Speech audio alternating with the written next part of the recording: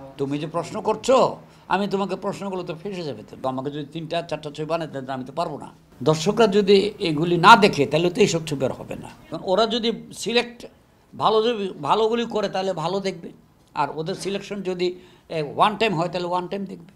এখন তো সাউথের ছবিগুলি যেটা, সব ছবিগুলিতে মারপিট। আমাদের সিনেমা দেখে আমরা বড় হয়েছি। ওই সিনেমাগুলো পরিবার নিয়ে দেখার মতো সিনেমা ছিল, পরিবারের সবাই মিলে দেখতে পারতাম, যেগুলো নিয়ে কোনো ইস্যুস ছিল না। কিন্তু বর্তমান সময়ের সিনেমা ব্যবসা সফল হচ্ছে, দর্শকরা অনেক সময় হল থেকে বের হয়ে বলছে যে এখানে ড্রাগকে প্রমোট করা হচ্ছে, ভায়োলেন্স বেশি দেখানো হচ্ছে, মেসেজ নাই, ইনফরমেশন নাই।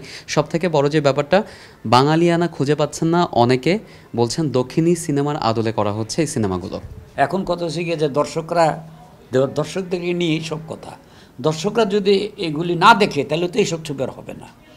সব কিছু তাদের উপর নির্ভর করে, তারা এগুলি ছবি দেখছে। না দেখলে প্রযোজকরা বানাচ্ছে কেন? দোষ তো প্রযোজকদের না, প্রযোজকদের ব্যবসা সফল ছবি যেটা ব্যবসা করবে সেটাই বানাবো, নেকেট বাদ দেওয়া, মানে নোংরা টোংরা বাদ দেওয়া, যাতে দেশের ক্ষতি হোক, দেশের ভাবমূর্তি নষ্ট হোক, সেসব ছবি বাদ দেওয়া। এগুলি তো ওরাই ছবি বানাবে, এখন দর্শক যেটা দেখবে সেটাই বানাবে। তো এখন মানে বাদ দিয়ে আর কি, নোংরা বাদ দেওয়া। তো এখন তো দর্শকরা দেখে বলে ওরা ওরা বানাচ্ছে, দোষ দর্শকদের আছে। আগে যেসব ছবি দেখতো আমরা সেসব ছবি বানাতাম। এখন যেসব ছবি ছেলেরা দেখে আর সাউথকে করে, সাউথের ছবি কটা দেখেছো? তুমি যে প্রশ্ন করছো, আমি তোমাকে প্রশ্নগুলো তো ফেসে যাবে। তুমি সাউথের ছবি এখানে দেখে, সাউথের ছবিগুলো তো এখন ছবিই না। আগে যেসব ছবি হতো, ভারতবর্ষের সবচেয়ে ভালো ছবি হতো সাউথের ছবিগুলো। এখন তো সাউথের ছবিগুলো যেটা, সব ছবিগুলোতে মারপিট। এই হয় পুলিশ ক্রাইম করছে, নয়তো একটা ভালো মানুষ উপর দিয়ে মুখোশ দেখায় ভিতর দিয়ে খারাপ করতেছে, এরকম সাউথের ছবিগুলো হয়ে গেছে। এগুলি মুম্বাইয়ের মধ্যেও এখন এগুলি, হ্যাঁ আমি যাই না, যদি চলে তাহলে এই জন্য ছবিগুলো মার খাচ্ছে। কজন কবার দেখবে একটি ছবি?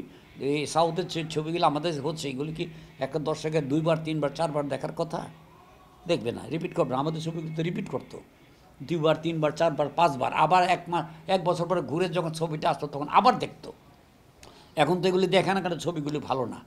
এখন এইখানে দোষ আছে প্রযোজক, যদি গল্পটা ওইভাবে সিলেক্ট না করে তাহলে তো এইগুলো তো ওয়ান টাইম ছবি হয়ে যাবে।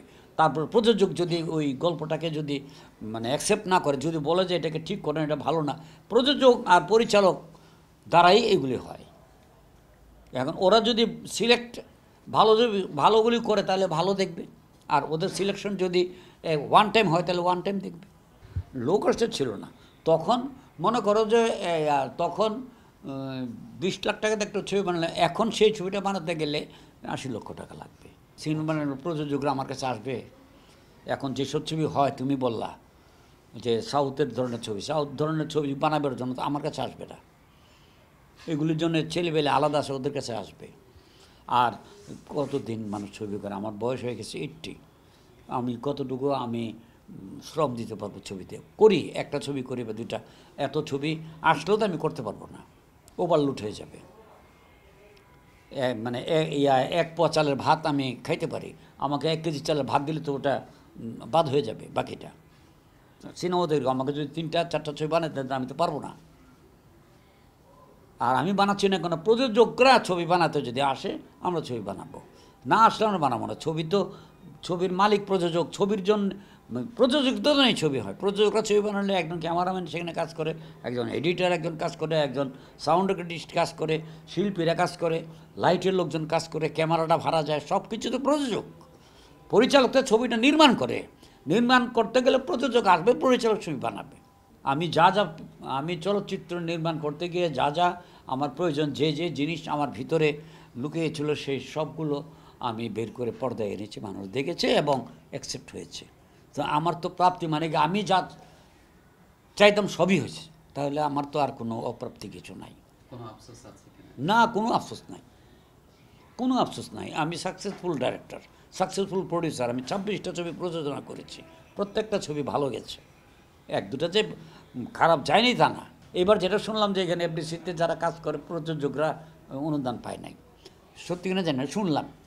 এগুলো নিয়ে আমি মাথা ঘামে না। কিন্তু একটা কথা আছে যে অনুদানটা প্রথা যখন চালু হয় তখন একদম কাগজপত্রে লেখা ছিল প্রযোজকদের সহযোগিতা করার জন্য অনুদান আছে কাগজ এখনও, আমি যতটুকু জানি, মানে এই নিয়মটা। তো এখন প্রযোজক যারা তারা পাচ্ছে কিনা আমি জানি না, কারা হয়তো প্রযোজকরা পাচ্ছে, হয় পাচ্ছে না। আলোচনা তো অনেক রকমের হয়, কেউ বলে কম পাচ্ছে, কেউ বলে বেশি পাচ্ছে, কেউ বলে পাচ্ছেই না, আবার কেউ বলে প্রযোজকরাই পাচ্ছে। এখন কোনটা সঠিক তো জানি না। প্রযোজকদের জন্য মানে এটা শুরু হয়েছিল যে তাদের সহযোগিতা করার জন্য।